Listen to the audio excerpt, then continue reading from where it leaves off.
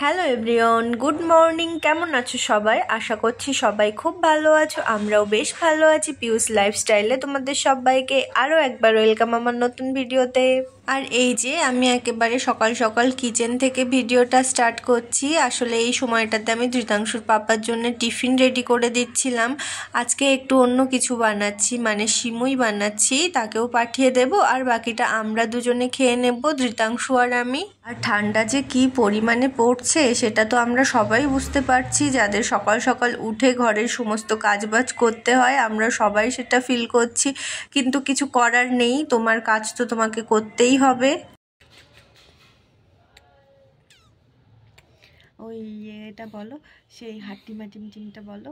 হাট্টিমা team team মশে বাড়ে ডিম খেলা জুতা শিং হাট্টি টিম।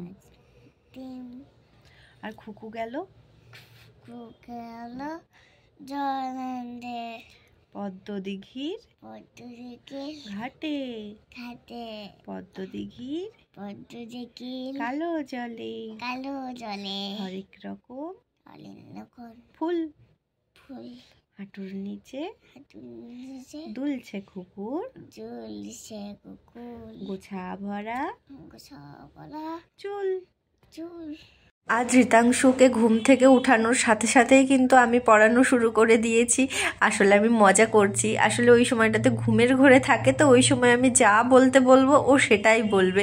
যে কারণে আমি ক্যামেরাটা অন করে রেখেছিলাম, তাই ভাবলাম মুখে দিয়ে কেননা একটু কবিতা বলিয়ে নিই, যে কারণে একটুখানি কবিতা বলিয়ে নিচ্ছিলাম। তো ও আমার সঙ্গে বেশ ভালোভাবে দুটো কবিতা বলল। তারপরে এই যে ওকে ব্রাশ করিয়ে দিয়েছি, এই যে ব্রাশ দিয়েছি, ও বসে বসে ব্রাশ করছে। আর বইপত্র দিয়েছি, সেগুলো দেখতে পাচ্ছ, সেগুলো পাশে কিন্তু একটা ঘর বানিয়ে রেখে দিয়েছে, আর মাঝে মাঝে একটু একটু করে বইটা দেখছে।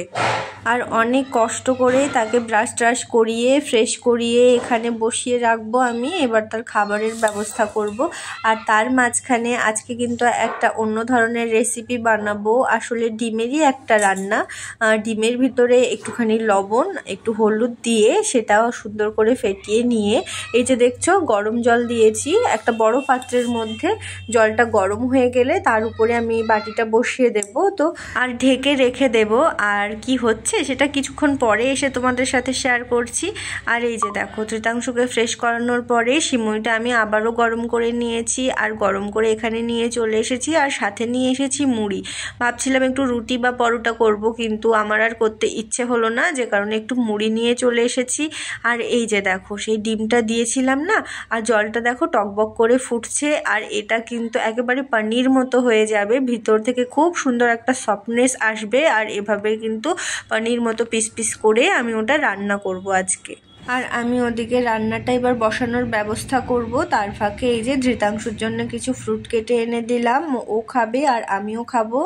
পর থেকে কোনো কাজেরই আমি ক্লিক নিতে পারিনি, সোজা চলে আসলাম একেবারে দুপুরের খাবারে। এই যে আমি ধৃতাংশুর জন্য প্লেটটা নিয়েছি, আসলে রাজমা বানিয়েছি, কিন্তু রাজমার পরিমাণটা একটু কম ছিল, যে কারণে অল্প একটু তরকারি হয়ে যাবে, সেই জন্য আমি আবার এই ডিমের রান্নাটাও করে নিয়েছি। আর রাজমা আমার খেতে ভালো লাগে না, কিন্তু ধৃতাংশুর পাপা আবার ভীষণই পছন্দ করে রাজমার তরকারিটা, যে কারণে তার পছন্দেরও একটা সবজি হলো, আর ডিমেরও একটা নতুন পদের রান্না হলো।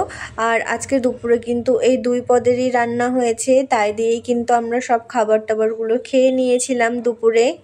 তারপরে তো ধৃতাংশুকে খাওয়ানো হতে হতেই ওর পাপা চলে এসেছে, আর ধৃতাংশুকে খাবারও দিয়ে দিয়েছে। আর ধৃতাংশু এখানে ফোন দেখছে আর বসে বসে খাবারগুলো খাচ্ছে। আর আমার কিন্তু প্রত্যেকটা কাজই দুবার দুবার করে করতে হয়। রান্না তো আমার হয়েই গেছে, কিন্তু সমস্ত খাবারগুলো তো আবার ঠান্ডা হয়ে গেছে, সেগুলো আমাকে আবার গরম করতে হবে, তারপরে দুটো ভাত খেতে।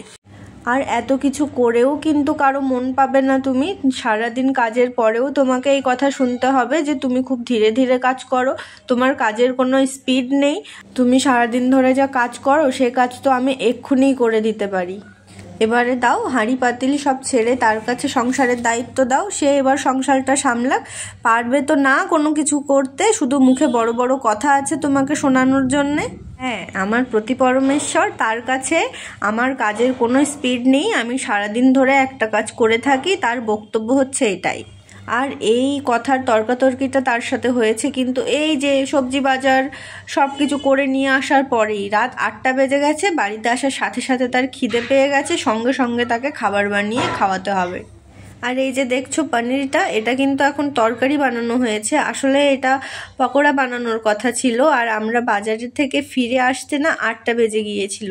এবার এই পকোড়াটা কখন বানিয়ে খাওয়া হয় আর কখন ভাত খাওয়া হয়, যে তাই ওনার রাগ হয়ে গেছে। তখন আমাকে বলতে শুরু করলো আমি সারাদিন ধরে কিছুই করতে পারি না, শুধু কাজের কোনো স্পিড নেই, খালি ধীরে ধীরে কাজ করি।